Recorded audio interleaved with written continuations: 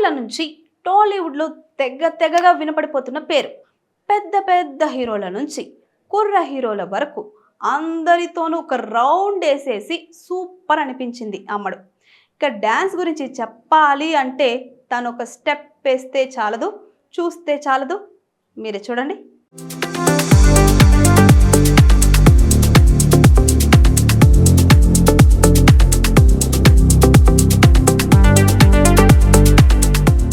టాలీవుడ్లో శ్రీలీల ప్రస్తుతం అత్యంత బిజీగా ఉన్న హీరోయిన్లలో ఒకరు. కానీ ఆమె ఇటీవల చేసిన చిత్రాలు ప్రేక్షకులను అంతగా ఆకట్టుకోలేకపోయాయి. గుంటూరు కారం సినిమా తర్వాత ఎంబీబీఎస్ ఎగ్జామ్స్ కోసం కొంచెం గ్యాప్ వచ్చింది. పైగా ఇప్పుడు లేటెస్ట్గా వచ్చిన నితిన్ రాబిన్ హుడ్ కూడా నిరాశపరిచింది. సినిమా పరిశ్రమలో హిట్లు ఫ్లాప్లు సహజమే, కానీ దర్శకులు ఆమెకు ఒకే రకం పాత్రలు ఇస్తూ ఆమె టాలెంట్ను పరిమితం చేస్తూ ఉండడం పెద్ద సమస్యగా మారిపోయింది.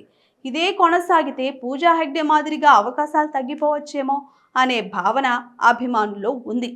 శ్రీలీల గత సినిమాలను పరిశీలిస్తే ఎక్స్ట్రాడినరీ మ్యాన్, ఆదికేశవ, స్కంద వంటి చిత్రాల్లో ఆమె పాత్రలు దాదాపుగా ఒకేలాగా కనిపించాయి. ఎక్కువగా గ్లామర్, డాన్స్, కామెడీకు పరిమితమైన పాత్రలే రావడం వల్ల ప్రేక్షకులకు విసుగు కలుగుతోంది. అయితే ఇది పూర్తిగా ఆమె తప్పు కాదండి.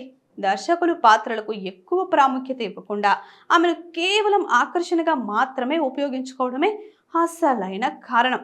ఒక కథలో హీరోయిన్ పాత్రకు విలువ ఉండాలి.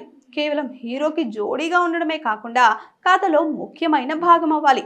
ఒకే విధమైన పాత్రలు చేస్తూ పోతే ప్రేక్షకుల ఆసక్తిని కోల్పోతారు.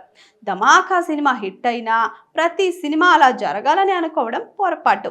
భగవంత్ కేసరిలో ఆమె భావోద్వేగపూరిత పాత్ర పోషించి బాలకృష్ణతో కలిసి మంచి బాండ్ను చూపించారు.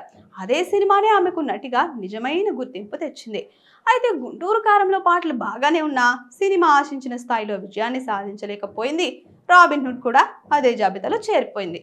శ్రీలీల త్వరలో రవితేజ సరసన మాస్ ఎంటర్టైనర్లో నటించనున్నారు. కానీ సినిమా టైటిల్ని బట్టి చూస్తే ఇందులోనూ ఆమెకు డిఫరెంట్ క్యారెక్టర్ రాకపోవచ్చని అనిపిస్తోంది. కానీ శివకార్తికేయన్తో చేస్తున్న పరాశక్తి చిత్రం ఆమెకు గొప్ప టర్నింగ్ పాయింట్ కావచ్చు. ఎందుకంటే ఈ సినిమాకు సుధా కొంగర దర్శకత్వం వహిస్తూ ఉండడంతో పాటు టీజర్లో చూపిన విజువల్స్ కూడా ఆకట్టుకున్నాయి. అంతేకాకుండా బాలీవుడ్లో కార్తిక్ ఆర్యన్ సరసన ఆమె నటిస్తున్న సినిమా మీద కూడా భారీ అంచనాలు ఉన్నాయి.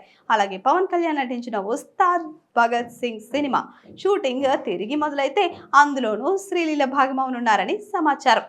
ఈ అవకాశాలను ఆమె సరిగ్గా ఉపయోగించుకుంటే కెరీర్లో శ్రీలీల మరింత గొప్ప స్థాయికి చేరుకోవచ్చు. Please subscribe to the channel and download the Politicos app from the links in the description.